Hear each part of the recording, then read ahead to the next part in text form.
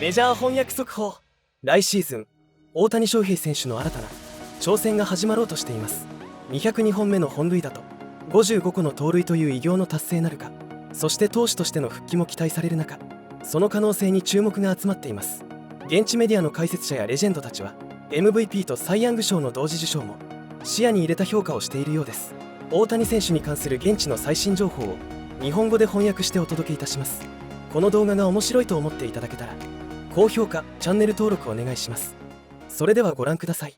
Second annual All-MLB presentation from Las Vegas with all the star power. Candelita sang, Mookie Betts was there, Blue Man Group, awards presented, and we'll go through it all for you in case you missed any of the proceedings. So congratulations to the first team All-MLB recipients. This we pulled off social media, obviously, from MLB.com. Pitchers and hitters first representing the American and National Leagues. First team. This is the first team group. Here's the second team group. It's really weird when you see names like Bryce Harper, Francisco Lindor not with first team honors, but you get it. Like, these are the best of the best of the best. And congratulations to everybody who won an award last night. Well, considering how the schedule is, it should be more like this, right? Everyone plays everyone nowadays, as opposed to the day when the National League and American League were so separate. Yeah, that's true. You know, at catcher, Salvador Perez was second team honoree there. I think, like, as an exercise, you could go back on the first and second teamers that we learned of last night and try to guess about their Hall of Fame candidacy. Like, there's certain guys who are locks. Right. I think Sal Perez is a lock. I think Bryce Harper's a lock. I think Manny Machado's, like, those guys are easy ones to identify. Mookie Betts, like, you can make a case for more than half the names last night being future Hall of Famers. When I think of Salvador Perez and his long career now, you know what's interesting is that when he first started, he was defense first, kind of see if his bat was going to, be enough someday. And now he's as good of offensive players as anyone in the game. And for that big-bodied dude to has played as long as he has. And every day. And post up every day. Yeah. It's amazing. You know who really posted up last night? And, watching this was a lot of fun because Roy Wood Jr., who hosted, he was the MC, he had amazing material last night. It's not an easy thing to write and deliver material for a niche audience, right? He had to create baseball content. You couldn't go to race, gender, profanity, like all the stuff that stand-up comics find for a laugh. You couldn't do any of that stuff. I mean, unless players have completely changed from when I played, these are the guys that worked so hard to be a ball player because they didn't want to pay attention. You know what I mean? And now you put them all in one room and you have this brilliance of Wood. Yeah, and he nailed it with all these constraints on him, right? I mean, it's not easy to deliver that way. You couldn't work even remotely blue last night, and he was great. So take a listen to some of Roy's stuff last night. The Dodgers are hands down one of the most unhateable teams of all time. I don't know how you could hate this team. All they did was smile. Everybody was smiling. Freddie Freeman was smiling. He only had one good foot. Shohei was smiling. He only had one good shoulder. Mookie was smiling. He almost only had one hand. You just can't hate him. You gotta love him. And Mookie Betts is in the building tonight. Give it up for Mookie Betts, an incredible athlete. An incredible athlete. He can play infield. He can play outfield. The brother can dunk. The brother can bowl. I don't know if y'all knew this about Mookie. He is the only person in this room that has bowled a perfect game. That is true. He has bowled a perfect game. You can clap for that. Yeah, a perfect game. 12 strikes. 12 strikes right down the middle, which was also the Yankees' approach to pitching Freddie Freeman. I mean, that's such good material. That's a great line. That's a great line. Audience, man. What would they do? I mean, you got to laugh. You got to give the guy, yeah, come on. This is good stuff. And they're, I know the late. They freaking hand out lithium when they entered? The late, great Norm Macdonald would have never been able to get through this crowd. No chance. And Roy was great last night. I listened as well, and I was really laughing. But I think that what happens with ball players is that they're a little paranoid when they mention their name, that they're coming at me, and what are they going to say? And then once they figure out it's not too bad, then they laugh, which is too late to laugh. You have to laugh. You know what? I think that's a good take. And like a lot of invited guests probably felt like it was an award show, so you had to be proper and you had to sit there. But man, he he deserved more from that audience, and he was great. So when you watch it on tape like we did, it's even better. All right, let's also talk about the comeback player of the year that were named last night as well, which no surprise that Chris Sale got the honors here. I think there was a little surprise over Garrett Crochet because there were some other candidates. I mean, both well-deserved honors, guys that have come back from significant health issues to dominate at their craft. Congratulations to the comeback players of the year. Well, what's interesting about both, they both wore the uniform, right? Crochet presently with the White Sox, and Sale, that's where he began. Sale from 2021 to 2023 only pitched 150 innings, 29 starts. So he beat all of that last season. And then Crochet, remember, he missed all of 2022 with Tommy John, 12 innings in 2023. And then last year, they were in a kind of a strange place, right? He was so good in the first half, and then they were trying to protect him down the stretch. So he made 32 starts, but they had him on about a 50-pitch, 60-pitch limit down the stretch. But there's a reason why every team in baseball, or 29 other teams, want him in a trade this winter. Fascinating story, too, during the year with a statement that he made prior to the trade deadline saying that he wanted a long-term extension. Otherwise, he wasn't going to be interested in extending his season into the playoffs. That didn't happen. That cooled off whatever trade market may have existed for him in July. But those talks have certainly opened up again, and I think the White Sox could restock nicely if and when they find the right deal for a really prized pitching commodity. So the All-MLB show is over, and everybody's traveling back here. But they had the big night. You know, when you're involved in a show like that, there's the exhale after the performance, and everybody feels good about themselves, and you go out and you tear up the town, or you just sit there and gobble down a steak, whatever. It becomes kind of like the holiday Christmas party, where the people get a little over their skis. So here we are in Tamsui, Taiwan, near the campus of Aletheia University on a beautiful day, and look what we have found. A baseball practice. This is at the terminus of the Red Line on the Taipei Metro. We have gone as far as we can go. We're near an estuary that goes into the Taiwan Strait.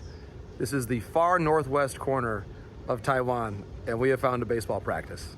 I love this. What's he doing out there? Because he's a fool, that's why. No, Ronnie. It's because he loves his craft. JP Morosi from Taiwan. Looks like you've actually toweled off since you filed that report, JP. Good evening to you. Good evening. Konbanwa, I would say, based on the winning team tonight with Team Japan. And just by way of background, and Ronnie and Matt, you could both appreciate this. That team that was practicing there in Tamsui, the district in the far northwest part of the island of Taiwan, they were working on first and third drills, which is just one of the most essential things that any youth baseball team has ever worked on. And I went to literally the edge of the country, and that is what I saw. Fundamentals. We'll get that tape out to Buck Showalter immediately for approval. Hey, let's ask you about the game that you just got through watching, Japan and Korea. How'd it go down? Japan wins 6-3, their sixth straight win over Korea at the senior men's level, including the Premier 12, WBC, and Olympics. And the man that a lot of scouts came here to see tonight, he delivered. Hiroto Takahashi. He actually revamped his mechanics last winter to look even more like Yoshinobu Yamamoto. Probably a smart thing considering Yamamoto signed with the Dodgers for $325 million. So clearly that play is in America. What we saw it, of course, in the World Series. But he delivered 8 strikeouts and 0 walks. And for the night, we talk about why Samurai Japan always wins these big international tournaments. How about this, Ronnie? 17 strikeouts for Japan, 0 walks issued. 17 to 0. Meanwhile, I'll take myself to this story. You mentioned Team USA going to break. Team USA is going to meet me in Tokyo for the Super Round because the Americans have made it, and they went to 43-year-old Rich Hill to start the game that bound Team USA past Team Mexico. How about this? Look at Rich Hill's numbers in that crucial game. 3 1/3 innings, 0 earned runs. He started twice, and don't you love this? In this era of innings restrictions and can you start on regular rest, Rich Hill says, I'm 43. Give me the ball. And he's a free agent, by the way. I think some teams are looking at him for 2025, but right now he's most concerned with winning a gold medal for Team USA with some help for some players on the younger side of the age curve. How about this? Tamar Johnson, along with the veteran Rich Hill, has put Team USA along with Team Venezuela into the final round. So it's 4 teams that make it total. 2 from the group in Mexico, which are the U.S. and Venezuela, and 2 from this group here in Taipei. Right now, Japan is 2-0. Chinese Taipei is 2-0. So they have the edge now entering the weekend. Good stuff. We appreciate the updates on all this stuff. And let's hit you with what's happening on the free agent market. And I'm going to list off 3 players who are big ticket items and who I believe you have at least some bits of update on each. And in order, Willy Adames, Walker Buehler, Christian Walker. Go. All right. I'm ready with updates. Here we go. Willy Adames, interest in him is very broad. There's a number of teams that love him at shortstop, and why wouldn't you? But also some that might consider him in a different position. We could see the Dodgers, the Giants, the Yankees, the Astros, if they don't re-sign Bregman. I love that idea, by the way. You put Adames potentially at third, Pena at short, Altuve at second. I would love that infield. The Braves are involved, I'm told, the Red Sox and the Toronto Blue Jays, who we know, we've heard plenty about their link to Juan Soto. They want to get a major free agent. Now, I just talked about potentially the Braves being involved in Adames. They also have some interest, I'm told, in Walker Buehler. Think about their pitching staff right now. Max Fried, free agent. Charlie Morton, free agent. Spencer Strider still coming back from elbow surgery. So for all these reasons, Walker Buehler, who we just saw shining in the postseason, the Braves are close to home for him. Of course, he's got the Kentucky roots. He pitched at Vanderbilt. It's a nice fit for him. I'd also mention the Chicago Cubs being a possibility for Walker Buehler. They're, of course, the final pitch of the World Series at Yankee Stadium. And then you consider as well the other possibility. We talked about Christian Walker. I like him as a possibility for the aforementioned Yankees, whether or not they re-sign Juan Soto. And I think in some ways, Matt and Ron, there is even broader interest right now in Christian Walker relative to Pete Alonso, because the contract's going to be probably fewer total dollars and fewer years. He's also an elite Gold Glove defender at first base. And so if let's say Juan Soto signs with the New York Yankees, or even, let's say, if Pete Alonso signs elsewhere, I could see the Mets pivoting and loving it, the fact that they could potentially get Christian Walker. Look at those numbers. 26 homers, 84 RBI. In terms of an elite level defender in his early to mid-30s, he is one of the better corner infield defenders that we have seen in the game in recent years. And I would actually add the Seattle Mariners to that list too. They thought that maybe Mitch Garver was the answer for them at first base. Carlos Santana's got a pretty good resume in free agency right now as well. He wants to play still another couple seasons at least. So while we focus a lot on Pete Alonso, some good options are out there if you want to look elsewhere. You know, JP, we ask so much of you, but the Red Sox last night met with Juan Soto. Did any of that news reverberate all the way to Taiwan? So it wasn't something that was leading the Taipei, the new Taipei Times, which is the English language paper here. And plenty about the Premier 12. But what I'll say to you about Juan Soto is this. I like the fact that we talk about different options that exist here, that the Red Sox are involved, the Blue Jays are involved. The fundamentals here still tell me he's going to play in New York for either the Yankees or the Mets. And here is why I believe these meetings are important to talk about and why the Soto conversations with the Red Sox and the Jays are noteworthy. He is not the only free agent that Scott Boras has this offseason. And so whether or not the conversation ends up being about Soto, he's still, in terms of Scott Boras, he's still the same agent for a Corbin Burns, for Blake Snell, for any number of high-end position players. Pete Alonso is one more. So when you're sitting down with Juan Soto, let's not forget you're also sitting down with someone who represents 6 or 7 of the top 12 free agents in the industry right now. So I do think it's good for the Red Sox. They're having that conversation. And I'll say this about where the Red Sox fit into all of this. The Red Sox have their other franchise cornerstone guy in Rafael Devers signed long-term. The Blue Jays don't with Vladdy. And so that's the one piece of this with Toronto that just gives me pause. If Soto signs with the Jays, hypothetically, what do we know about where Vladdy's future is and where he might go a year from now? Do they have enough money to sign them both? With the Red Sox, at least we know that Rafael Devers is already signed under contract. I think that makes the Red Sox a little more appealing from a standpoint of how their lineup construction works because they've got their other guy there long term. Perhaps a more serious suitor. JP, when we visit with you on Monday, where will you be?